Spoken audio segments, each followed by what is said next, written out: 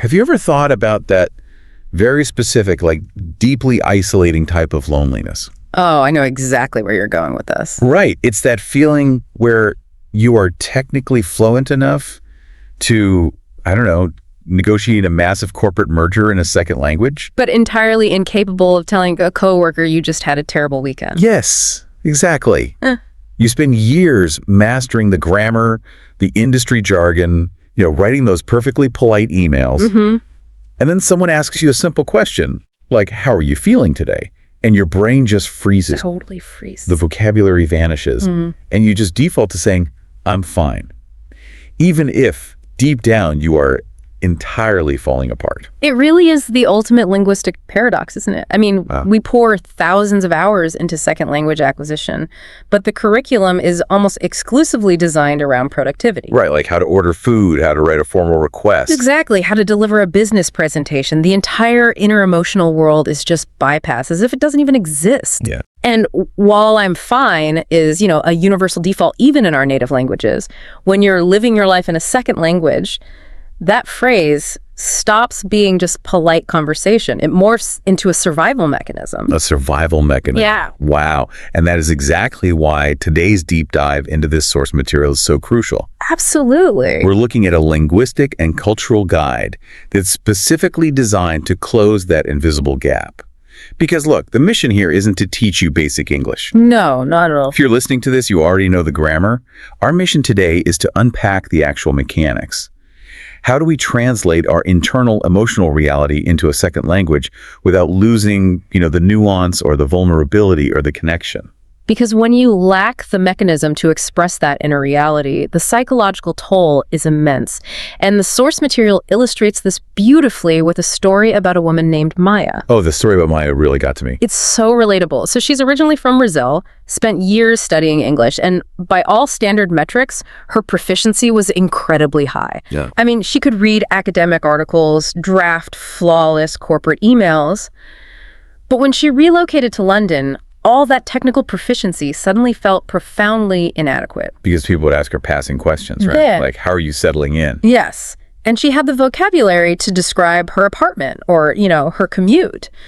But she lacked the specific emotional anchors to say, I am incredibly homesick, lonely, and completely overwhelmed by the sheer scale of this city. So she just smiled and said, good, thank you. Exactly. Okay, let's unpack this. The friction there is just fascinating to me. Because it's not that she didn't know the words sad or happy. No, she definitely knew them. It's that it's like learning English without emotional vocabulary is like being handed a toolbox that only contains a hammer. Oh, that's a great analogy. Right, like it's great for building a shelf or a business presentation, but it's completely useless if you need to fix a delicate watch, which is your personal relationships. What's fascinating here is the neuroscience behind that. When the prefrontal cortex is operating in a second language, it's already under a massive cognitive load. Oh, for sure. It's exhausting. Right. So trying to access nuanced emotional data on top of that feels like running a background program that just crashes the whole system. And when those feelings remain unnamed in the language you're living in, they don't just evaporate. They stay trapped. They become trapped. You're essentially moving through the world, experiencing this intense emotional depth, but projecting a completely flat, two-dimensional avatar to everyone around you. That dissonance has to be so heavy. It really is. It creates a dissonance between who you are and who you sound like. But, and this is the huge revelation in the guide, curing this dissonance doesn't require you to become like some sort of emotional poet. No, not at all. You don't need to memorize a thesaurus. Yeah. The research argues that mastering just 15 specific emotion words can fundamentally alter your daily interactions. Just 15. That's it? And they start with a baseline of 5. Happy, sad, nervous, overwhelmed, and relieved. And I really look at these not as a vocabulary list, but as like cognitive anchors. They absolutely are cognitive anchors. I mean, happy and sad are your broad strokes, obviously, but nervous maps to the anticipation of the unknown. Right. Overwhelmed isn't just an emotion, it's a sensory state where input exceeds your processing capacity. And relieved maps to the sudden absence of a stressor. Wow. So just deploying those 3 specialized anchors instead of good or bad instantly adds 3-dimensional depth to your linguistic avatar. Okay, so from that baseline, the guide categorizes the remaining vocabulary by mapping it to the actual friction of daily life, which I love. It's very practical. Extremely. Let's look at the morning commute. Picture this. You hit snooze, you're sprinting for the train, your heart is dropping because you just spilled coffee all over yourself while running late. A universal experience. Right. The guide offers 3 words for this scenario: anxious, rushed, and stressed. And what strikes me here is the temporal mapping of these words. Yes, the relationship with time. Exactly. They aren't just synonyms for feeling bad. They describe entirely different relationships with time. That's a highly precise way to look at it, because anxious is inherently forward-looking. It's future-oriented worry about the consequences of being late, like what is my boss going to say? While rushed is purely present tense. It describes the physical and mental velocity of just having a deficit of time in the current moment. You're just trying to go faster. Exactly. And stressed is the overarching cognitive load of actively managing all those pressures. When you choose the precise temporal word, you give the listener an exact map of where your mind is currently operating. That makes so much sense. Yeah. Now, let's pivot the context to something positive.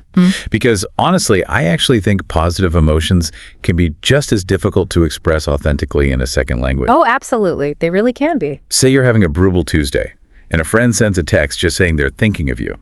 The words the guide highlights are grateful, touched, and appreciated. 3 beautiful words. They are. And my theory on why this is hard for non-native speakers is the fear of sounding generic. Yes. Like if you just say thanks, it's transactional.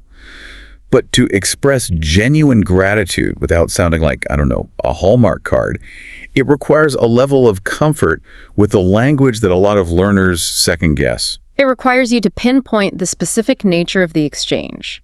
Grateful acknowledges the external gift or action, but touched moves the focus internally. Oh, I see. It signals that your internal emotional state was physically shifted by their action. And appreciated is perhaps the deepest of the 3. Why is that? Because it signals that your very existence has been witnessed and valued by another human being. It moves beyond the action and validates the relationship itself. Wow. Okay, so we have the temporal stress, we have the relational validation. Let's look at failure. You make a highly visible mistake at work. Always tough. You speak up in a meeting, and you are objectively wrong. The guide points to embarrassed, frustrated, and disappointed. Right. Embarrassment is that acute social heat. You know, the hyper-awareness of being perceived. Frustration is the anger at the blocked progress. But the analysis of disappointment here completely reframed the concept for me. Yeah, the psychology of disappointment is frequently misunderstood, especially in professional environments where we're basically taught to project constant resilience. Right, like nothing ever bothers you. Exactly. Disappointment is essentially the gap between your expectation and reality. But the underlying mechanism of disappointment is investment. Investment, okay. It is an incredibly powerful signal to send to a colleague or a manager because it inherently communicates, I deeply care about this outcome. You cannot experience disappointment if you are apathetic. Oh, that's such a great way to view it. And that naturally flows into the resolution phase. When that difficult project is finally over, you aren't just happy. No, you're relieved. Right. You are relieved, meaning the atmospheric pressure has normalized. You are proud, which is an internal metric of satisfaction. Or you are accomplished, which focuses externally on the objective achievement. But knowing the precise definition of these anchors is only half the equation. Right, because you have to actually use them. Exactly. The friction most second language speakers experience isn't usually a lack of vocabulary. It's a lack of structural confidence.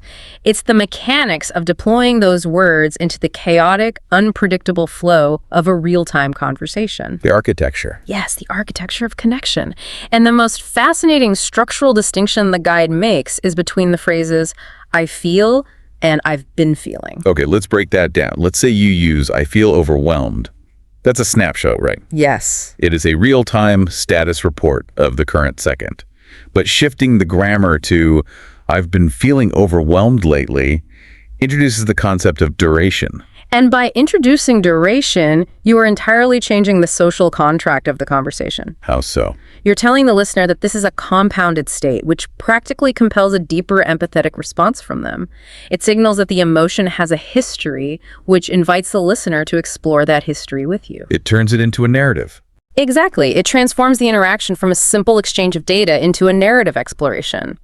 But there is another structural mechanism the guide emphasizes that frequently causes friction for learners, and that is the use of softening modifiers. Oh, adding phrases like a little or a bit. Right, or tagging "to be honest" onto the end of a sentence. Okay, I really have to push back on this specific mechanic. Go for it. The guide suggests saying, I'm a little frustrated, to be honest, instead of just saying, I am frustrated.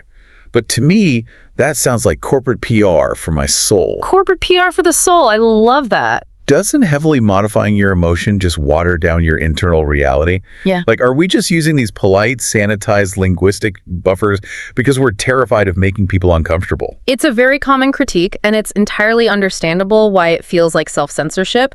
But in the context of Western, predominantly English-speaking cultures like the UK, North America, or Australia, this softening mechanism isn't about hiding the truth. Okay, what is it about then? It's about signal modulation. Think of it as adjusting the conversational volume. If you drop an unfiltered, intense emotion onto a casual conversation, the listener's brain interprets that as an emergency alarm. Oh, wow. It triggers a crisis response. Ah, so it's a way of modulating the signal so the receiver system doesn't overload. Precisely.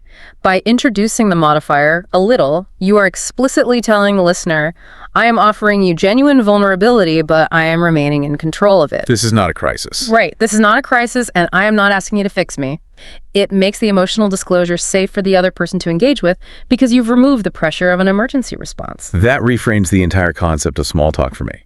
It's not a fire alarm, it's just a heavily modulated status update. Exactly. And that connects directly to the observational structure they suggest for checking on others, like, you seem a little quiet today, is everything okay? Yes. You are noticing the data, but by using seem and a little, you are leaving the door entirely open for them to decline the invitation without losing face. It's the architecture of psychological safety, built purely through syntax.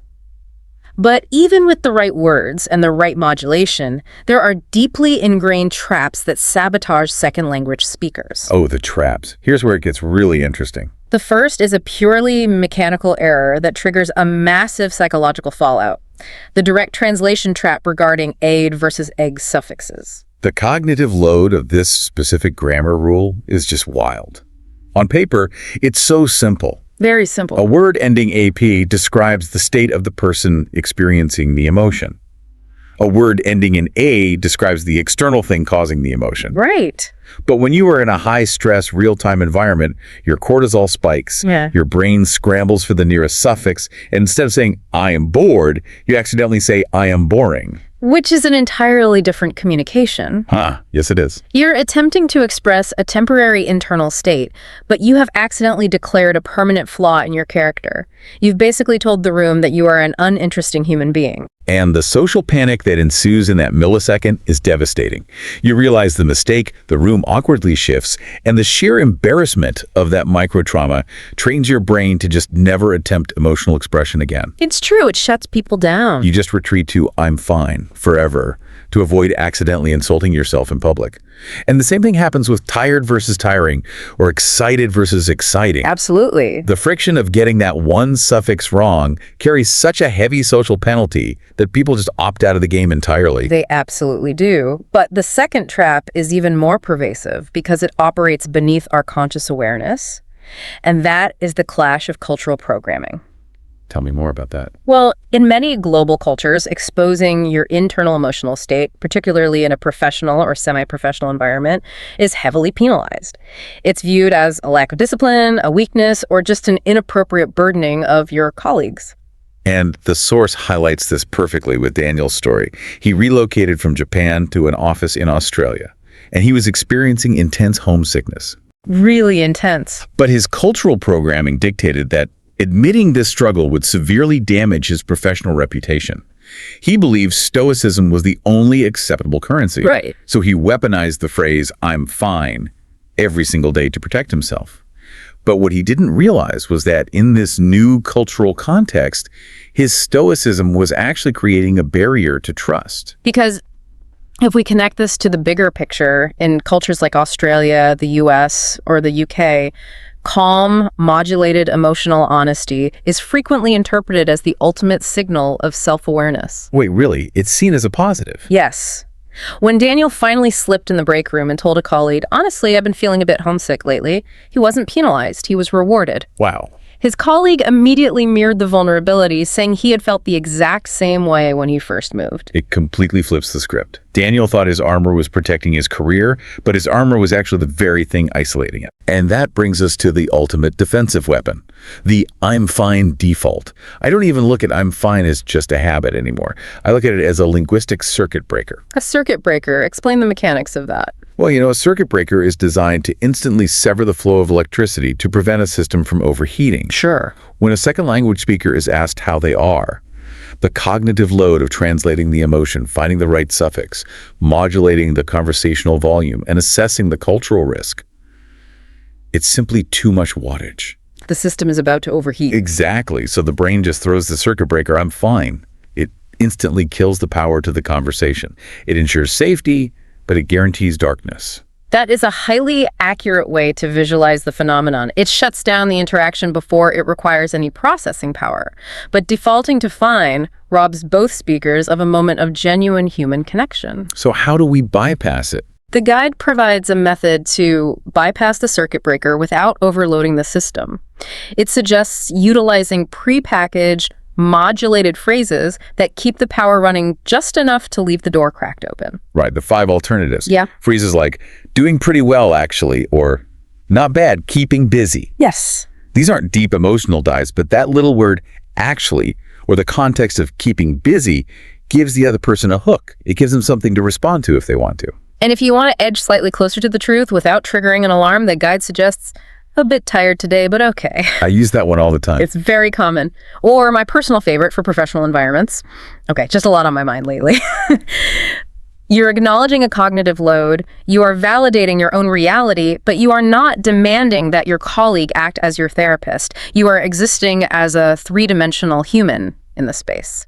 Okay, so we've mapped the cognitive anchors, the signal modulation, and the circuit breakers. But mapping the theory is completely useless if you don't build the neurological infrastructure to execute it. Absolutely useless. So how do you actually train your brain to bypass the circuit breaker in real time? The source pivots here to neuroplasticity. Yeah. They outline a highly specific action plan to wire this fluency into your actual physical reflexes. And the foundational exercise is what they call the daily feelings check-in. It is remarkably simple, requiring perhaps 2 minutes a day. 2 minutes. You explicitly fill in a cognitive template. Today, I felt blank because blank. Next time, I want to feel blank. That's it. That's it. The guy uses the case study of James, a South Korean student in the UK. He committed to this template every evening. Today, I felt nervous because I had to speak in a seminar. Just mapping the specific emotion to the specific trigger. And the results were profound. Within weeks, his variable emotional vocabulary doubled. But more importantly, he reported feeling like he finally existed in English. Yes. I want you, the listener, to literally try running that diagnostic in your head right now. Today, I felt what? Because of what? Powerful exercise. Oh, it forces your brain to bridge the gap between the amorphous internal feeling and the concrete English syntax. The second mechanism involves what linguists call shattering. You take these emotional structures, these modulated phrases, and you physically speak them out loud in an empty room. Just talking to yourself. Yes, and there is rigorous neuroscience behind why this works. When you merely read or think in a second language, you are using a limited network in your brain. But when you physically articulate the words, you engage Broca's area. You are physically myelinating the neural pathways connecting your thought to your vocal cords. You're programming the muscle memory.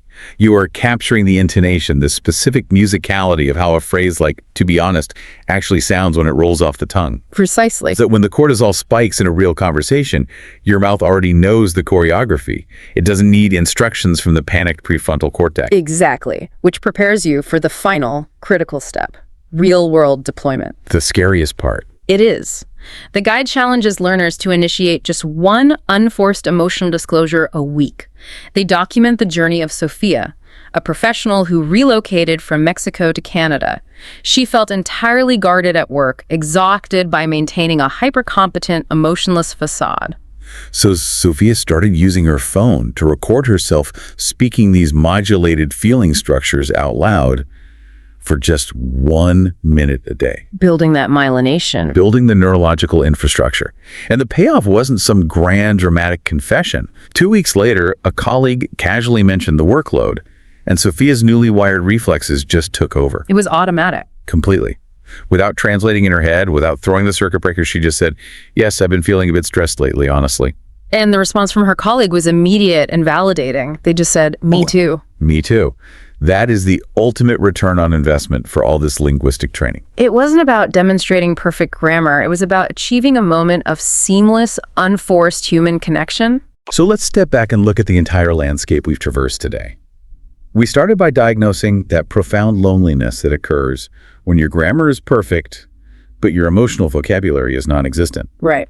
We examined the heavy cognitive load of operating in a second language and how 15 precise anchors can map your internal reality.